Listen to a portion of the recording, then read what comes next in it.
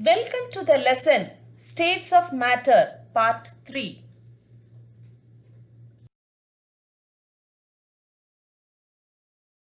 Solid and solution. Molecules have a certain amount of space in between them.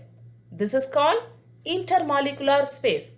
You already know it, right? Now, take water in a glass. Mark the level of the water with a marker. Add 1 spoon salt to it.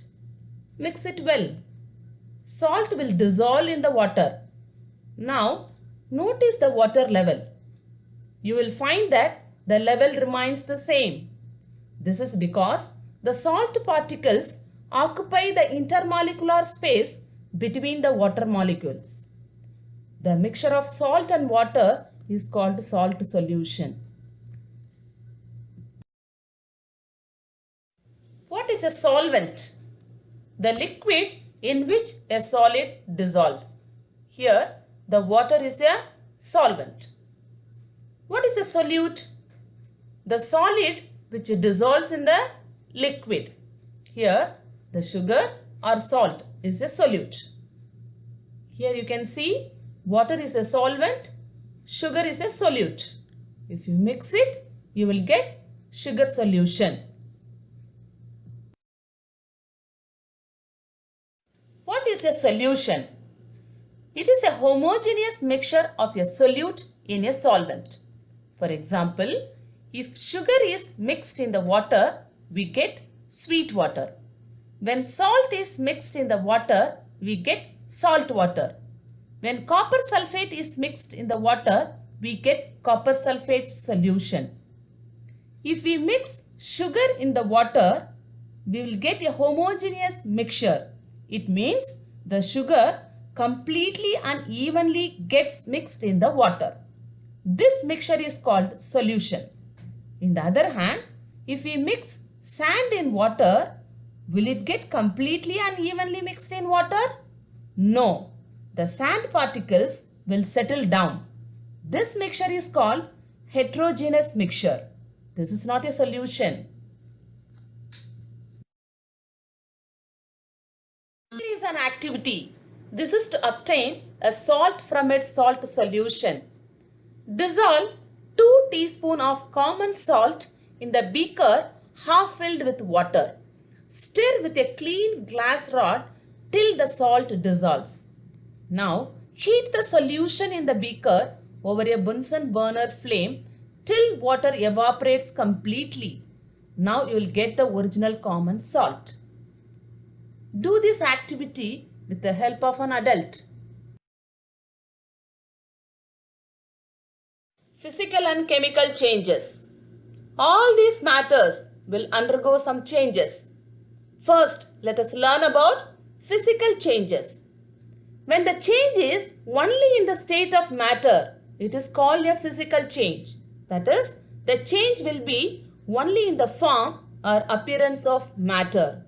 For example, water on heating changes into water vapor. Water vapor on cooling changes into water.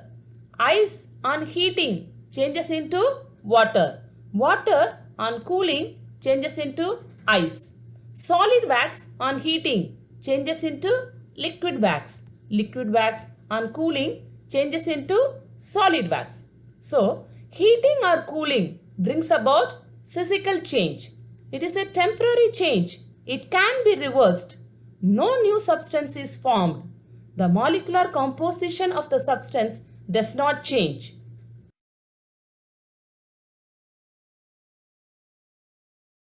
Chemical change. When the change is in the state as well as in the composition of matter, it is called a chemical change. Chemical change is permanent and cannot be reversed.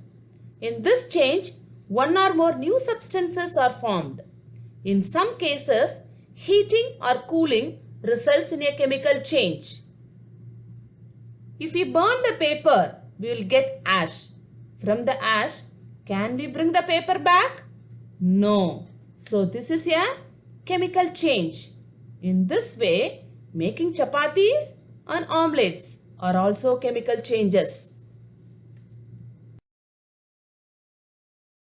Sometimes cutting, tearing, folding, writing, painting, etc. brings the physical changes.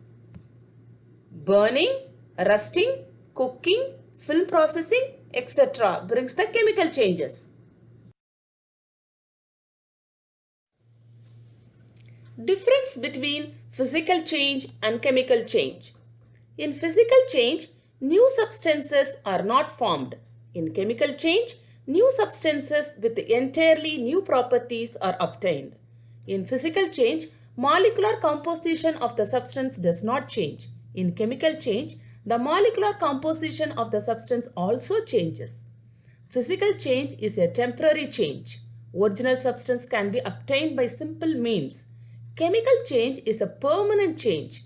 Original substance cannot be obtained back by simple means. Here is an exciting subject enrichment activity. Show the molecular arrangement of solid, liquid and gas by sticking sequences or pulses in your project book as shown in this picture.